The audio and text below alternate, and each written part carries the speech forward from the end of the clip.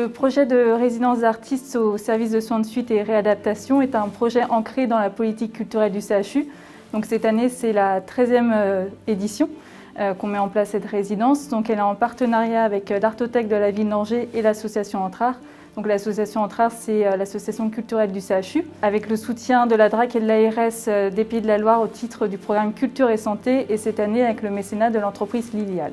Donc on invite plusieurs artistes à déposer un dossier de candidature et après on présente ces dossiers au comité de pilotage culturel du SSR qui est uniquement composé de personnel du service et c'est eux en fait qui vont sélectionner l'artiste en résidence. On demande à l'artiste de nous présenter un portfolio et une lettre d'intention et voilà, ils vont débattre pendant plusieurs heures sur les différents artistes et c'est en fonction de leur appétence personnelle. Donc je m'appelle Pierre Icnaud.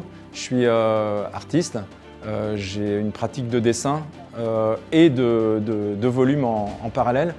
Et dans mon travail, il y a vraiment l'idée d'hybridation, de métamorphose, d'étrangeté. C'est vraiment des notions qui m'intéressent, les notions d'apparition et de disparition. Voilà, donc c'est un petit peu les choses que je développe dans mon travail. J'ai commencé par aller au musée des Beaux-Arts d'Angers, où j'ai fait toute une série de photographies des œuvres ou de fragments d'œuvres.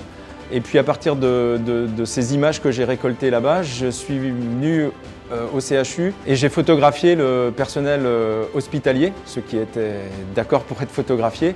Et j'ai commencé à partir de ces images-là du personnel hospitalier et des œuvres du musée à faire des greffes, des collages entre les deux. Le lieu est quand même très particulier. Il y a le fait aussi tous les après-midi de rencontrer des gens, que ce soit le personnel hospitalier ou des patients. Et donc c'est fort parce qu'il y avait un regard constant sur ce que j'étais en train de réaliser. Et donc de voir aussi avec ces gens-là, leur poser des questions, parfois même leur demander qu'est-ce que vous en pensez, est-ce que l'œuvre est terminée ou pas. Et cet échange était vraiment intéressant. La pratique artistique, pour les personnes qui ont participé à la création, clairement, ils me l'ont dit, ça leur faisait vraiment un moment de respiration où ils laissaient un petit peu le stress de côté. Et puis pour ceux qui venaient en spectateur, je sentais que c'était vraiment une manière de s'évader.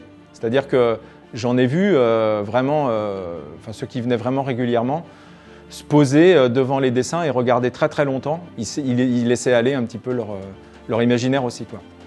Ça nous a permis d'avoir une bouffée d'air culturel, de pouvoir venir voir Pierrick, qui est en plus un artiste extrêmement accessible, avec qui on a pu bien converser.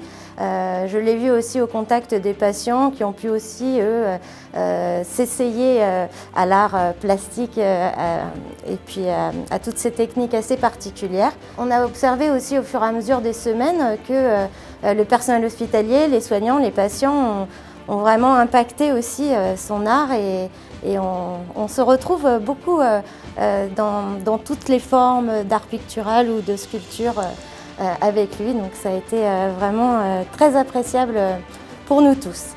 Alors l'impact, c'est que quand on est malade et quand on est parfois gravement malade, on est dans ses problèmes à soi et ça lui permet de sortir de ça, quoi.